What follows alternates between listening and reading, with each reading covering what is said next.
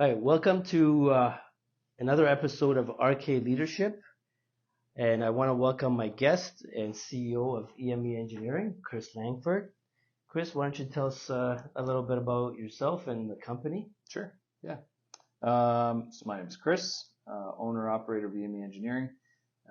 We're electrical, mechanical, plumbing, specialized in a number of different things, from energy, net zero construction to traditional buildings, things like that.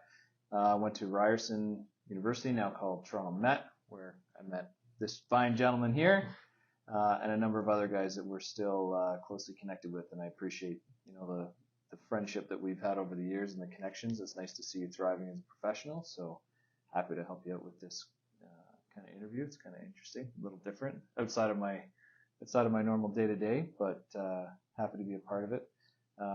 We have two offices. We have one in Vaughan, we have one in Barrie, and we do engineering all across Canada, but our main focus is in the GTA. Awesome. Thank you very much, Chris. So, can you help explain to our audience why you chose to get into the entrepreneurship world versus your traditional, 9 to 5 Yeah. in an organization? Yeah. Yeah. So I started my career at Honda Canada, working in a manufacturing facility. Um, Saw a lot of really good opportunities as a young engineer. It was great. You could take on whatever projects you wanted, and they'd let you run with it, which was phenomenal. But it was a lot of weekends, a lot of hard hours, not very family friendly. So at least what the position I was in. So I left Honda Canada and I went to a consulting firm in Aurelia. And my boss at that time was the owner of the company. He was a fantastic individual. I really liked working there. He was a great person. The company grew quite a bit and became a little bit of a different culture. And then I ended up leaving and starting EME in 2014. And one of the reasons I wanted to start the company is to have my vision of how a workplace should be translated out in my everyday. So instead of working for someone else and the idea of a company that they had being my reality, I wanted to create my own reality. That's right. So started off small, started with one person, and then grew to, before COVID, I think we were at 25, and now we're shrunk back down a little bit, but there's good things for that, which we just talked about Yeah. in detail. Very nice. No, you've done an excellent job, Chris, and I've been kind of keeping track in terms of his organization and how he's scaled and grew over the years. So it's great to see someone with this kind of skill set and being a leader in the industry. So with that said, 9 years with EME. Can you talk us through some of the challenges that you faced over those years, and how did you overcome those challenges? What did you have to kind of do to overcome some of those challenges? Yeah, so there's a lot when it comes to starting your own business. Definitely not easy. I really started the company relying on my relationships and building new relationships. So I'm someone who's interested in a net benefit for everybody. I don't think that when I get involved in a relationship, whether it's with employees and staff or with architects or consultants or contractors, it should always be mutually beneficial. And I try and bring that to the everyday. So a big challenge is when you're faced with something that conflicts and something that goes against your core values and how you deal with those conflicts. That was definitely the biggest learning curve starting off, was how do we take our vision and make it the vision of the bigger piece. That's right. So that was a challenge. Then obviously there's the financial challenge as well. I was lucky. My wife is an engineer and she was working while I was off on my own adventure. I'm very thankful and blessed that she's part of the company now, because she's kind of the yin to my yang. I'm very much a different personality type than she is, so it works out really well where I have kind of the big visions and then she's got the granular detail. They're like, okay, we can't just do everything. Let's plan this all out. That's right. So it works well. So she's a real boss around here. That's right. All right, awesome. So Chris, with that said, can you talked about the business sense in terms of the challenges. Can you also now step back in terms of a leader and your leadership? And what are the challenges that you've had in terms of personnel and people and recruiting for certain roles here at EME?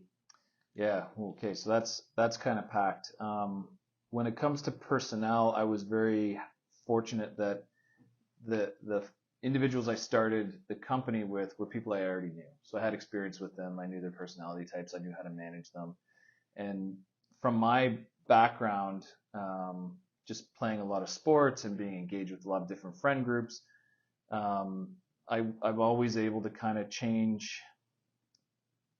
Chameleon's kind of a bad word, but I'm able to change my focus and my strategy and my attention depending on the people I'm interfacing with. So if I'm interfacing with a personality who's very loud and they want to dominate the conversation, I'm happy to sit back and let them do that. Or if I'm dealing with somebody who's more passive and wants someone else to lead the conversation, I'm happy doing that. So I always kind of tailor my management style to the individual I'm working with. I find that it works really well. Like as a manager of a number of different people, you can't just say my way is the best way all the time and That's right. you have to buck up and just do what I say because this is my game. That's not successful. That's not a long-term opportunity to thrive. That's just being bullish, I guess, is a word I would use. So and I kind of enjoy doing that, being able to connect with people and motivate people and understand what their framework is and how inserting pieces into the framework that help them see a global picture or a bigger picture anyway. Awesome. So what have you seen in terms of the dynamics from 9 years ago to now in terms of the market and people coming up? What are some of those dynamics you've seen in terms of the challenges with recruiting new employees, which I'm sure you have? Yes. Yeah. There's a lot of challenges with recruiting new employees, that's for sure. So the biggest thing I think is the change in just social dynamics. So I came from a generation where our parents potentially had one job and they worked for one company and that was they got a career and they stuck with the company and that was it. That's right. Whereas, my generation is, you're typically in a place from 5 to 10 years and then you move on or you stick with the same company for your life. It's kind of a blend. Whereas the younger generation coming up, I find is very different and it's not right or wrong. It's just different. So my challenge now is trying to get people to maintain a level of engagement in the company and what we're doing. And I try to do that by giving them exciting things to work on, exciting projects, stuff like that. But it is definitely a challenge. I mean, I feel like the old guy in the room, like, well, back in my day. Remember those conversations. Yeah. That's right. That's right. So yeah, recruiting is definitely it's a hard thing to do. There's a lot of recruiters out there that kind of promise the world, but at the same time, they're trying to put pieces together and pieces don't always fit. I much prefer the organic growth method of, somebody, you've met them, you've dealt with them in the past, and they're, a good fit for the culture, you bring them in. It's hard to do now. Yeah, it's hard to do now, especially with, COVID changing the world where you don't necessarily see people face to face, right? It's tough. But. So you prefer the referral method over the resume sending methodology that I don't think it's worked for you for many years because again I think it's the word of mouth that gets people into the places and who they know rather than what they have on their resume for most cases. Yeah, 100%. Yeah. Now we have had success with both different styles, but I would always prefer like a word of mouth referral or that's hard. You got to have a big network. Right? That's right. And that's why networking is very important in any line of business. So thanks, Chris, for that. What about in terms of what's been the highlight or some of the positives that you've encountered over the 9 years here at EME? Ooh, another loaded question. I think for me, some of the positives are working on just really interesting projects. Like we're not a huge company, but we really are able to capture a lot of our expertise and funnel that into specific things. So, I mean, you know this, but we were, well, I guess we were the engineer of record for the TTC bus electrification. So the first 3 bus garages that were heavily electrified for the new buses. That's right. That was exciting, and that's a big project to our name, right? So that's the kind of thing that gets me excited about doing something different, like applying what we know about energy storage, and we know about solar, and we know about buildings, and we know about EV, but let's smash it all together into this massive project and do it successfully. That's really interesting stuff. So those are kind of, they're not always major successes, but just even, changing someone's mindset on energy. Like, we deal with a lot of developers, and developers are notorious for having a specific framework of how they want to build a building. But when you can speak to the energy piece and the carbonization piece and help them to understand that there's technology out there that's not going to cost you an arm and a leg, and you'll be able to sell a superior product at like that's going to be around for a long time, and that building is always going to be a positive input on the environment. Like, those are things that are big wins for me, that are just kind of, they're small, but they stick in my mind as That's right. big victories. Great. So going back to your values, your core values of the company, can you speak to us about what some of those core values are, and when you're going out to bidding on a job, or you're looking at a company to get a job from, if there's misalignments between your value and what you're bidding for, or something that you don't necessarily believe in, do you walk away from that bid, or is it just purely a financial decision? That's a good question. So a lot of the times, if we get into a situation where our fundamentals don't align, it's unfortunately typically because there's a third party that's come into the environment that's created turmoil.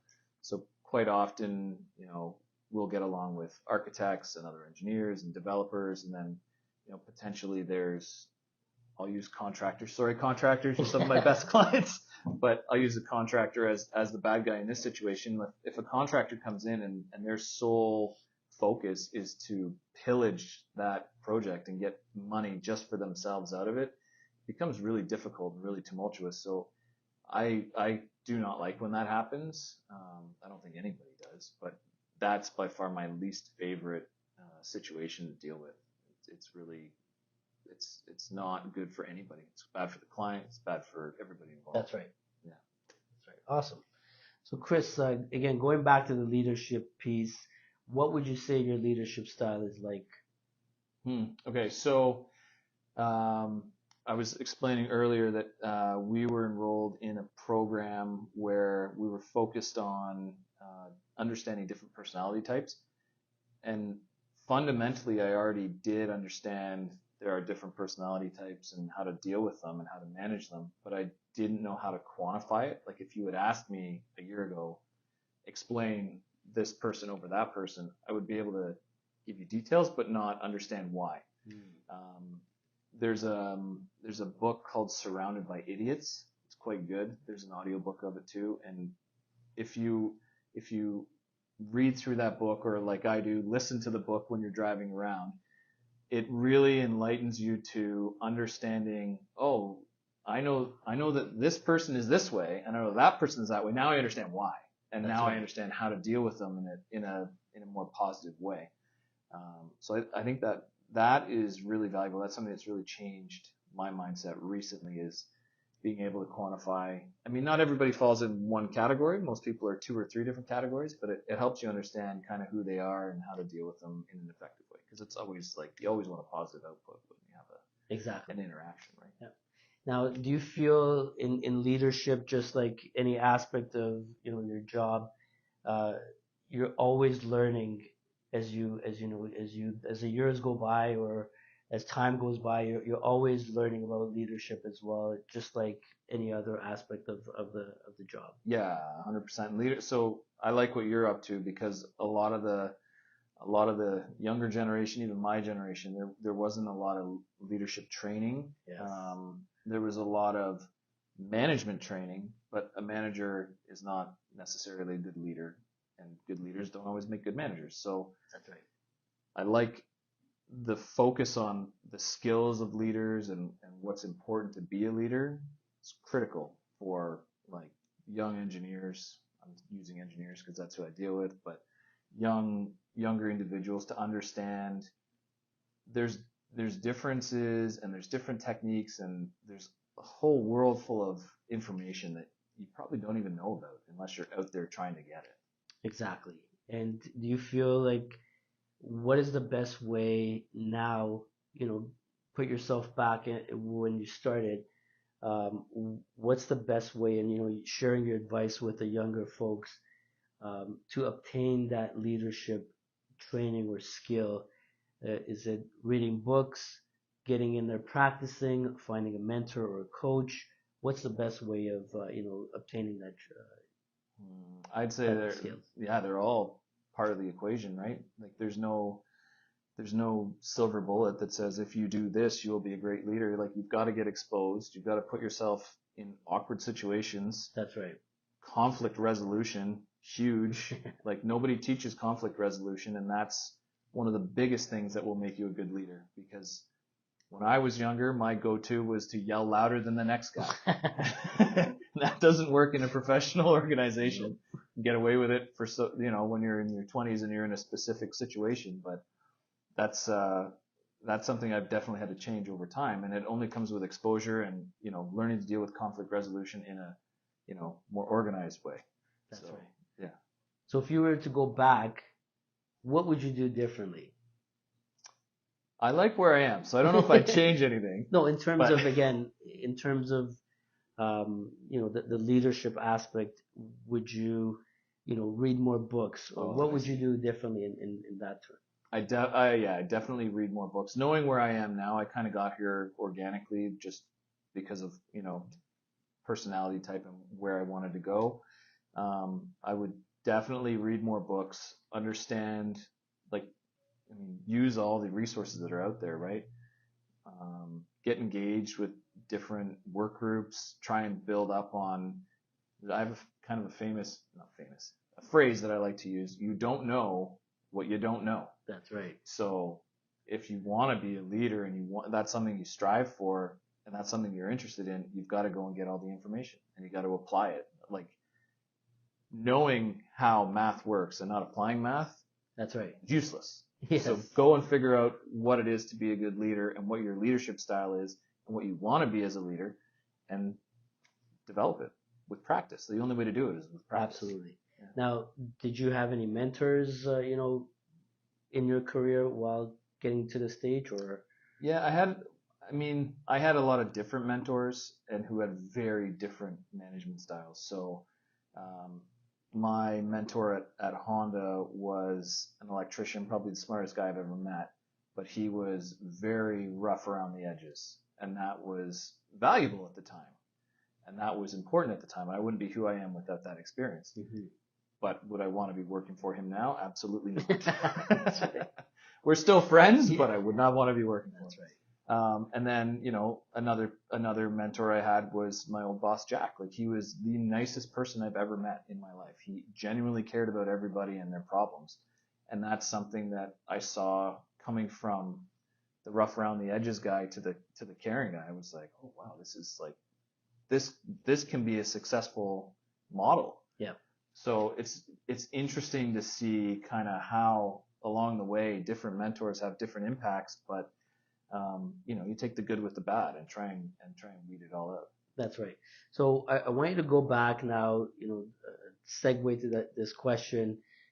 Go back and, from the time you started working till now, or actually before you got into the leadership role at EME, and all the leaders that you've had in your career, I want you to look at the three things that you took that you wouldn't do as a leader, and three things that you would take and apply it as a leader.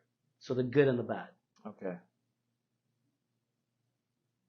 to think about that. So the things that I wouldn't do now that I may have done in the past is number one, be too loud or yell and not listen, because that's definitely a technique that has been used in the past by myself and others that I've been involved with.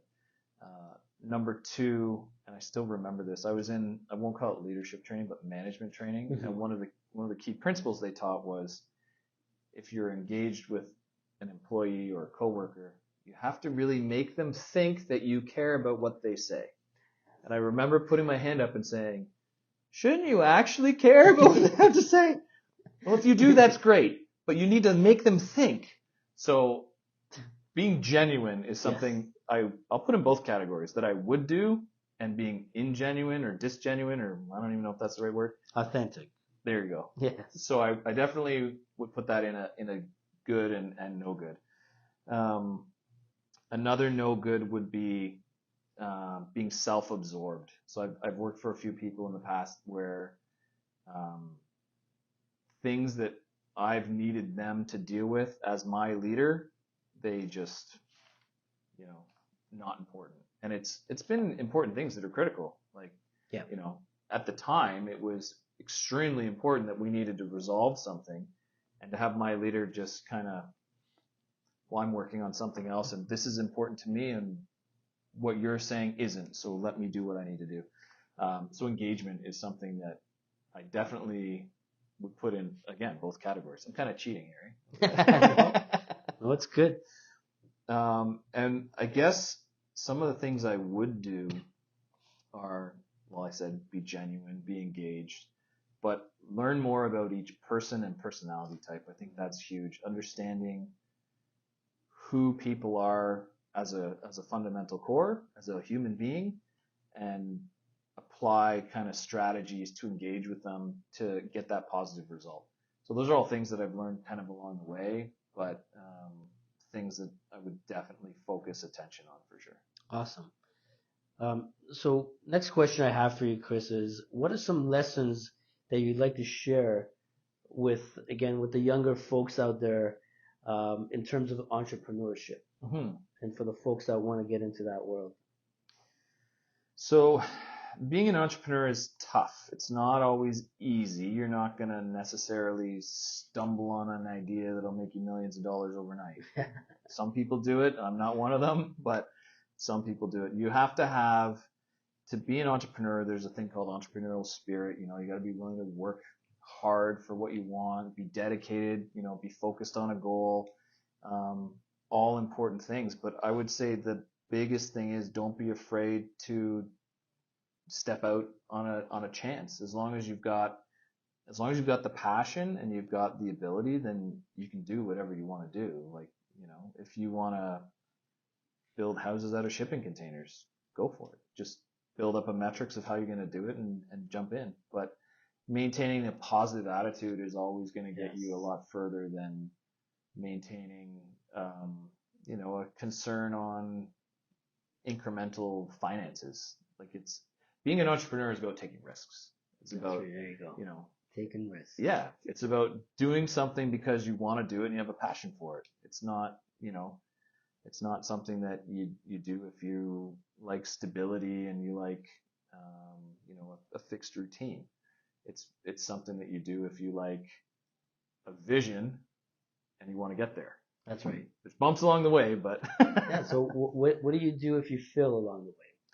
everybody fails along the way. Like, failure is I think it was Henry Ford had a famous phrase about failure, because something about, it's the experience, right? So the Yes. experience of failure is something that you will always learn the most from. This is not his phrase, this is mine, but you always learn the most from your mistakes and when you fail. That's right. And that will change you as a person. And if you make it a positive thing, it will help you grow in ways that you can't even comprehend when you're going through it.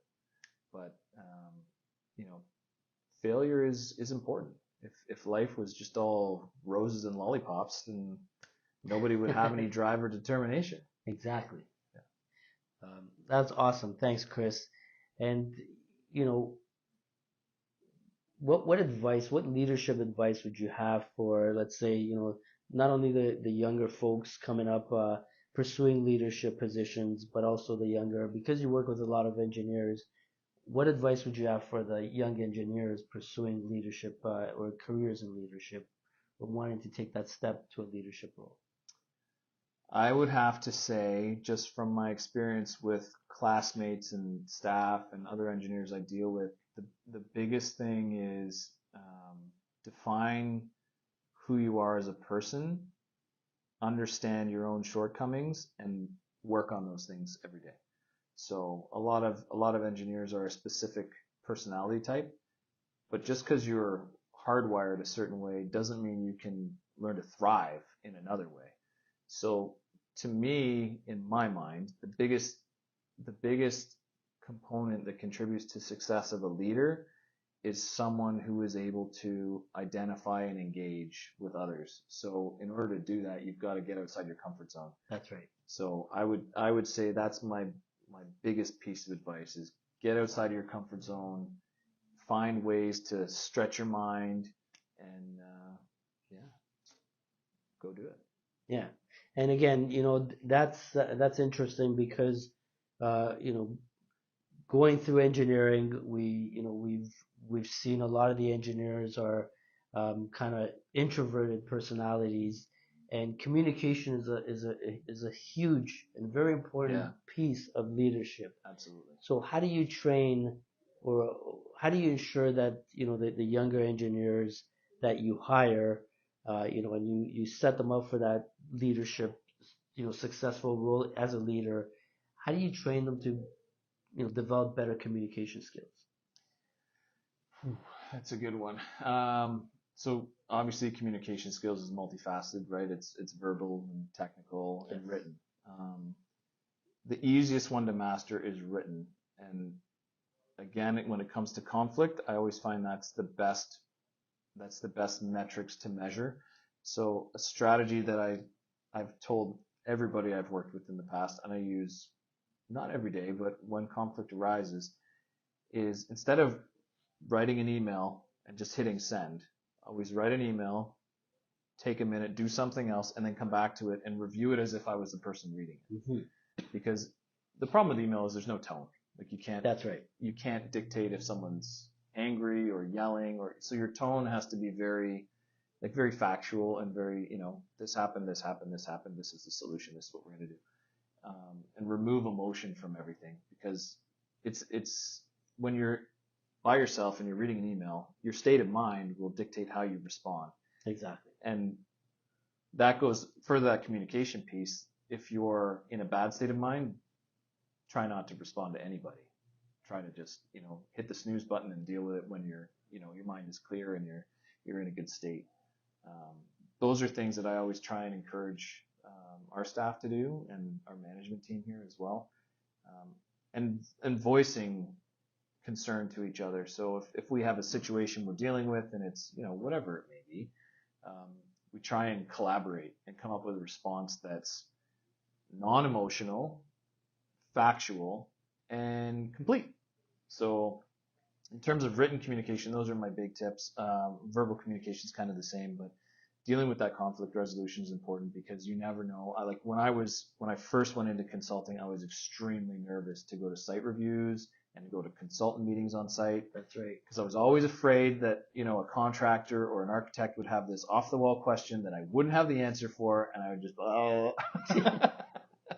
So I was always nervous going into these situations, and then seeing over time how, senior architects and senior engineers, they don't always have the answer off the top of their head. And a lot of them would say, well, I'll have to get back to you and let me take that back to the office. And that was something I was like, oh, wow, you don't need the answer to everything right away, which That's is, right. when you think about saying that, it's crazy. But as a young engineer, or whatever it is you do, you can't be afraid of that engagement, right? So I don't know. For me, that's kind of a big thing. Like just understanding that it's okay to say, I don't know, I'll get back to you. Exactly. Absolutely. Well, thank you very much. I want to thank Chris again for spending his time with my very first interview from a leader in the engineering industry, and I hope that you guys enjoyed this podcast. And if you have any questions, you know where to put your questions below in the box, and we'll hopefully get back to you. And if there's a specific question for Chris, please write it below, and I'll make sure I pass it on to him and have him answer those questions. And again, I want to thank you guys for joining us today, and thank you again, Chris, and I hope to see you guys in the next video.